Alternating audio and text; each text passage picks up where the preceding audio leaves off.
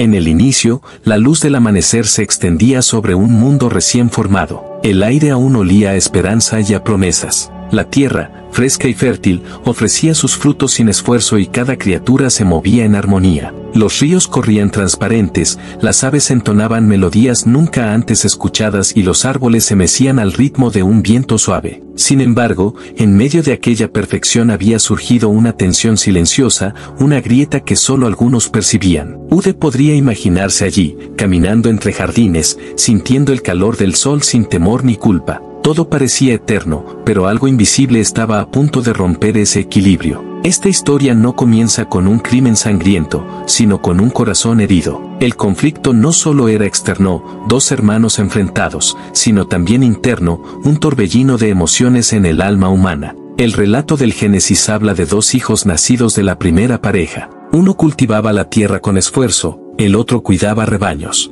Ambos se acercaron a presentar su ofrenda, pero una fue aceptada y la otra no. Allí nació la primera chispa de comparación, orgullo y resentimiento. Mientras tanto, el mundo entero parecía guardar silencio, como si supiera que algo terrible estaba por ocurrir. El texto sagrado dice que Caín trajo del fruto de la tierra una ofrenda mientras Abel trajo de los primogénitos de sus ovejas y de lo más gordo de ellas. Y añade que miró el Señor con agrado a Abel y a su ofrenda, pero no miró con agrado a Caín ni a su ofrenda. Sin decir aún lo que sucederá, ya se siente el suspenso. Ude observa al hermano mayor, su rostro encendido, su corazón latiendo con furia y vergüenza. En ese instante, un principio espiritual universal se despliega. La adoración sincera no se mide por el esfuerzo exterior sino por la disposición interior. Por eso la ofrenda de Abel fue recibida. Pero Caín no quiso reconocerlo. Entonces la voz divina, llena de misericordia, le advierte: si haces bien, no serás enaltecido,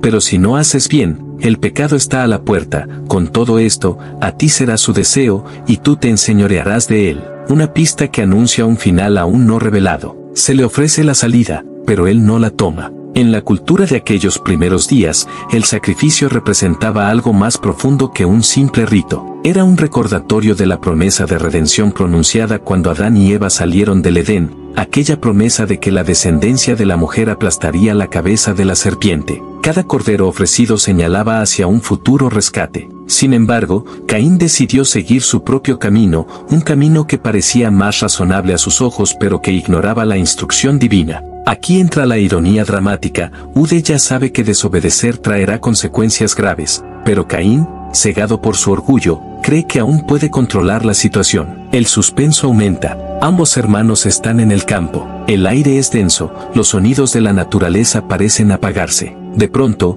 la tensión acumulada explota. Caín se levanta contra su hermano Abel y lo mata. Así ocurre la primera muerte en el mundo, no por accidente, sino por la elección de un corazón que no quiso ser transformado. Este momento es un giro inesperado pero lógico. Nadie pensaba que en un mundo recién salido de las manos del Creador pudiera brotar la violencia, y sin embargo, las semillas ya estaban allí. El texto sagrado narra que dijo el Señor a Caín: ¿dónde está Abel tu hermano? Y él respondió: no sé, ¿acaso soy yo guardián de mi hermano? La pregunta no es solo para él, es para todo ser humano. En esa evasiva se esconde la raíz de tantas injusticias actuales. La ironía se completa. Caín cree que puede ocultar su acto, pero el Creador ya lo sabe. Sin embargo, incluso en medio del juicio, hay misericordia. No se le quita la vida al culpable, se le da una señal para protegerlo de quienes pudieran matarlo. Este detalle muestra que la justicia divina no es venganza ciega sino oportunidad de arrepentimiento. La historia de la primera muerte no es un relato antiguo sin relevancia.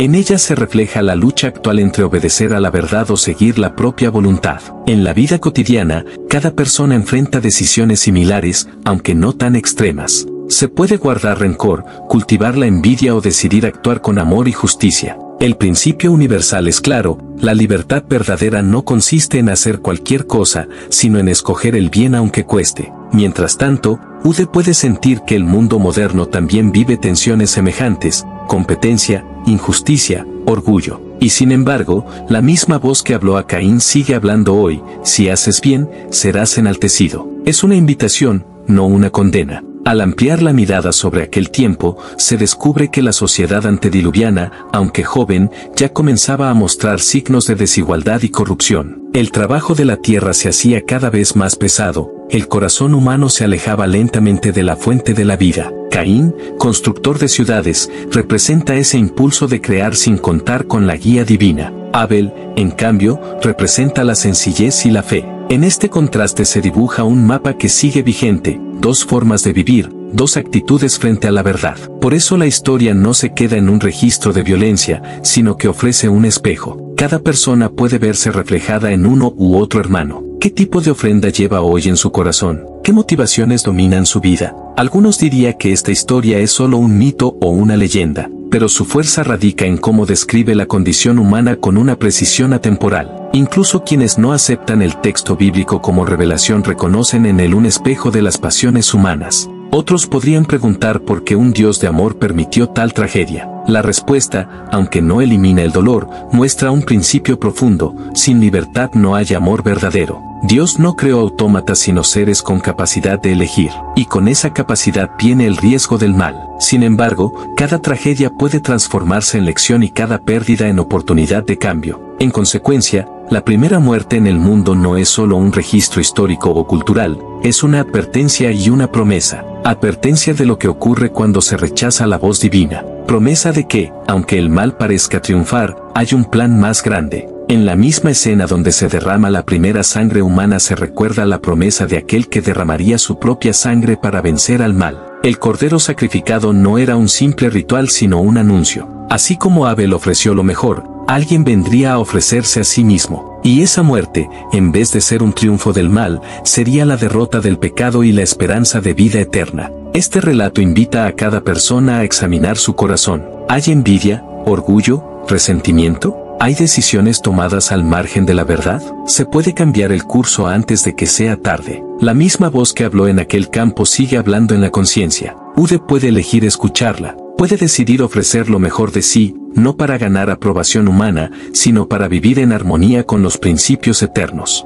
Por otro lado, puede ignorarla y seguir el camino propio, pero entonces las consecuencias serán inevitables. La buena noticia es que siempre hay una salida, siempre hay perdón y nueva oportunidad para quien se acerca con humildad. Mientras lee, no es solo un observador de un relato antiguo, es parte de una historia mayor. Cada día, con cada decisión, escribe su propia versión del campo de Caín y Abel. El llamado es claro: no repita el error de permitir que la ira o el orgullo lo guíen. Decida amar, perdonar, servir. Comparta esta reflexión con otros para que también encuentren luz en medio de sus conflictos. Comente lo que piensa, dialogue, no se quede en silencio. Porque aunque la primera muerte en el mundo fue un acto de violencia, de ella brota una lección de esperanza. El mal no tiene la última palabra cuando se responde con verdad y amor. Y así, en vez de repetir el ciclo de Caín, puede iniciar un camino de reconciliación y vida plena, un camino que conduce a una tierra nueva donde Dios mismo habitará con su pueblo y enjugará toda lágrima, cumpliendo la promesa pronunciada desde el principio.